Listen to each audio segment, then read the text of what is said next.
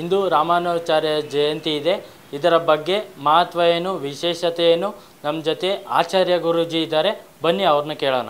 ಓಂ ಅಸ್ಮದ್ಗುರುಭ್ಯೋ ನಮಃ. ಯೋ ನಿತ್ಯಮಚ್ಯುತಪದಾಂಬುಜಯುಗ್ಮರುಗ್ಮ ವ್ಯಾಮೋಹತಸ್ತರಿತರಾಣಿ ತೃಣಾಯಮೇನ ಅಸ್ಮದ್ಗುರೋರ್ಭಗವತೋ ಹೃದಯೈಕಸಿಂಧೋ ರಾಮಾನುಜಸ್ಯ ಚರಣೌ ಶರಣಂ ಪ್ರಬದ್ಧೇ. ಶ್ರೀಮತೇ ರಾಮಾನುಜಾಯ ನಮಃ. ನೋಡಿ, ಈ ದಿನ ತುಂಬ ವಿಶೇಷವಾಗಿರುವಂಥದ್ದು. ಭಗವದ್ ರಾಮಾನುಜಾಚಾರ್ಯರ 108ನೇ ಜಯಂತಿ ಮಹೋತ್ಸವವನ್ನು ನಾವೆಲ್ಲರೂ ಕೂಡ ನಾಡಿನಾದ್ಯಂತ ವಿಜೃಂಭಣೆಯಿಂದ ನಾವು ಆಚರಣೆ ಮಾಡ್ತಾ ಇದ್ದೀವಿ.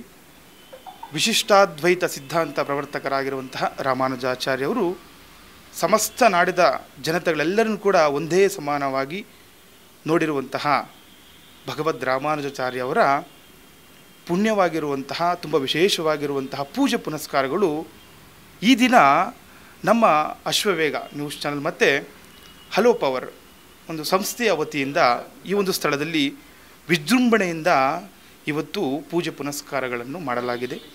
ಹಾಗೆ ನಾಡಿನ ಸಮಸ್ತ ಜನತೆಗೂ ಕೂಡ ಒಳ್ಳೆಯದಾಗಲಿ. ಹಾಗೆ ಈ ಒಂದು ಸಂಸ್ಥೆಯ ಮುಖ್ಯ ಒಂದು ಡೈರೆಕ್ಟರ್ ಆಗಿರುವಂತಹ ರಾಮಚಂದ್ರ ಆರ್ ಆನವೇರಿ ಅವರಿಗೂ ಕೂಡ ಆ ಭಗವದ್ ರಾಮಾನುಜಾಚಾರ್ಯರವರು ಆಯುರಾರೋಗ್ಯ ಐಶ್ವರ್ಯವನ್ನು ಕೊಡಲಿ ಮತ್ತು ಈ ಒಂದು ಸ್ಥಳ ದಿನೇ ದಿನೇ ಅಭಿವೃದ್ಧಿಯಾಗಲಿ ಅಂತ ಹೇಳ್ತಾ ರಾಮಾನುಜಾಚಾರ್ಯ ಅವರ ಆಶೀರ್ವಾದ ಎಲ್ಲರಿಗೂ ಕೂಡ ನಾಡಿನ ಸಮಸ್ತ ಜನತೆಗೂ ಕೂಡ ಸಿಗಲಿ ಅಂತ ಹೇಳ್ತಾ ಈ ದಿನ ಪ್ರಾರ್ಥಿಸೋಣ. ಶ್ರೀಮತೇ ರಾಮಾನುಜಾಯ ನಮಃ.